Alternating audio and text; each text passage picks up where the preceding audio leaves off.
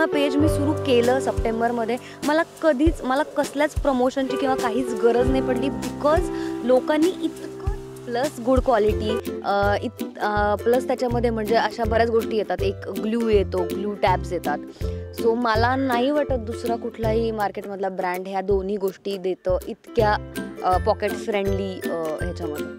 Shop वगैरे काही open करण्याचं हे नाही आलं आहे मला चान्स, आणि आय होप ते लवकर होईल. तर कोणीही ऑर्डर माझ्याकडनं केल्यानंतर मी रिव्ह्यू मागवून घेते त्यांच्याकडनं की नक्की तुम्हाला काय वाटतं आणि किती.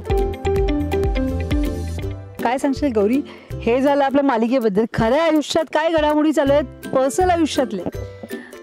पर्सनल आयुष्यातल्या काही विशेष घडामोडी नाही आहेत, नॉर्मल रुटीनच चालू आहे. ब्रँड सुरू केला आहे मी स्वतःचा, नखरेल नेल्स, प्रेस ऑन नेल्सचा ब्रँड, आणि त्याच्यामध्ये पण मी स्वतःला खूप बिझी ठेवलेलं आहे.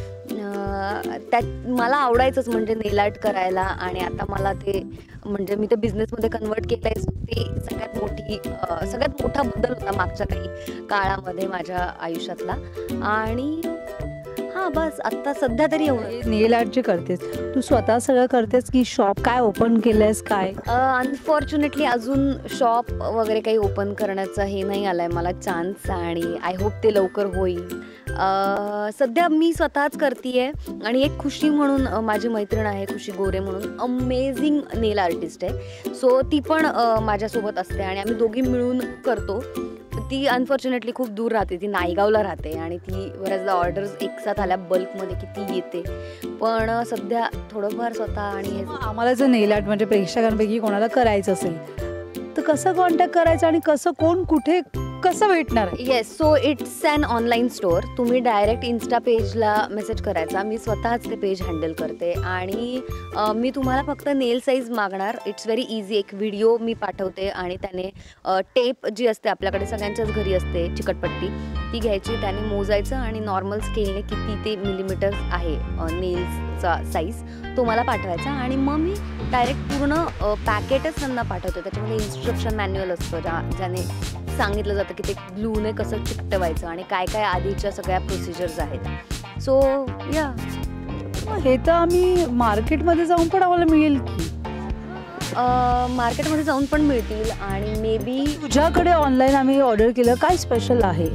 क्वालिटी स्पेशल आहे, आणि I am very proud of it. मला असं वाटतं की तेवढ्या कमी बजेटमध्ये म्हणजे इतकं pocket friendly plus good quality plus त्याच्यामध्ये म्हणजे अशा बऱ्याच गोष्टी येतात. एक ग्लू येतो, ग्लू टॅब्स येतात. सो मला नाही वाटत दुसरा कुठलाही मार्केटमधला ब्रँड ह्या दोन्ही गोष्टी देतं इतक्या पॉकेट फ्रेंडली ह्याच्यामध्ये. किती आहे? बेसिकच आहे, खूप नाही. किती तरी? पूजा तुम्हाला मेसेज कर इन्स्टाला. बघितलं, असे हे फॉलोअर्स वाढवतात. कळलं तुम्हाला कसे फॉलोअर्स वाढवतात? असे पण मला ऑनेस्टली स्पीकिंग मला कधीच अशी गरज नाही पडली आहे टू शाउट आउट और एनिथिंग. मला आय फील टॅलेंट बोलतोय आपका भाई. नाही, आय फील सो लकी आणि सो ग्रेटफुल की माझं फॅन फॉलोईंग आणि ओव्हरऑल सगळे जी लोक मला फॉलो करतात ते इतके चांगले आहेत. आणि आय फील सो लकी की माझं जेव्हा पेज मी सुरू केलं सप्टेंबरमध्ये, मला कसल्याच प्रमोशनची किंवा काहीच गरज नाही पडली, बिकॉज लोकांनी इतकं रिशेअर केलं त्या पेजबद्दलची माहिती. मला इतक्या लोकांनी कॉंग्रॅच्युलेट केलं.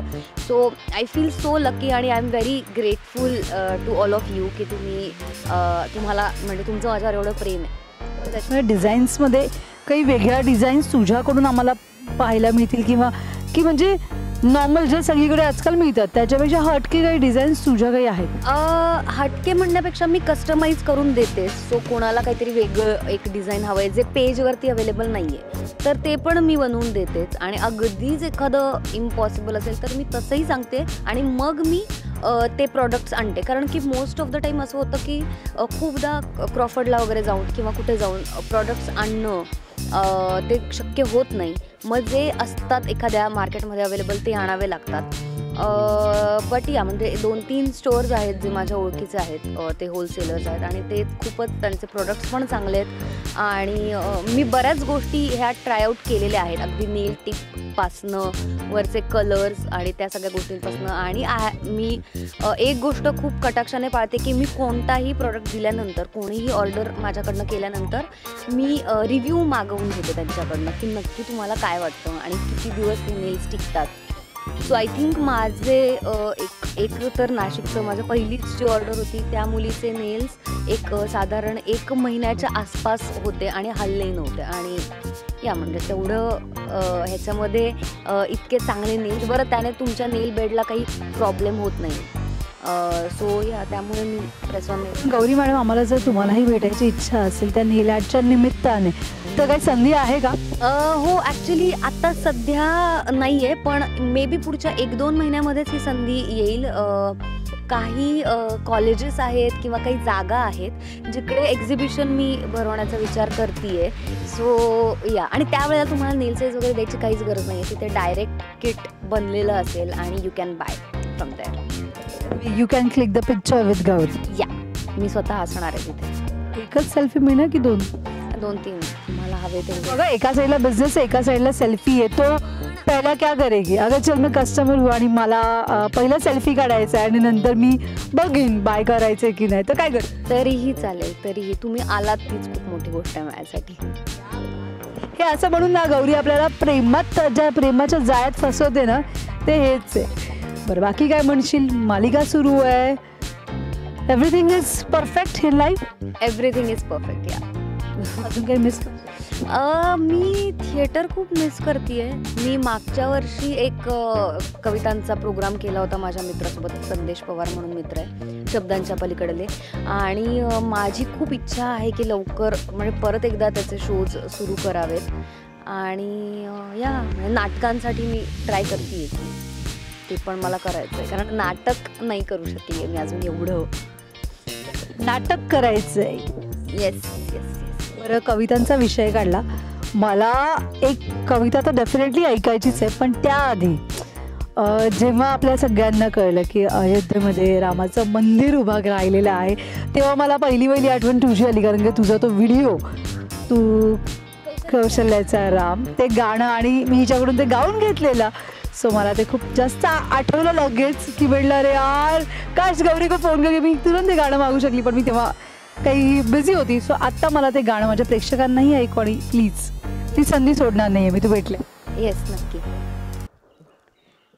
कबीराचे विण तोषेले, कबीराचे विण तोषेले, कौसल्येचा रामबाई, कौसल्येचा राम. भाबड्या या भक्तासाठी देव करी काम, कौसल्येचा रामबाई, कौसल्येचा राम. क्या बात आहे. वाव, माझ्यामध्ये प्रेक्षकही तृप्त झाले असतील.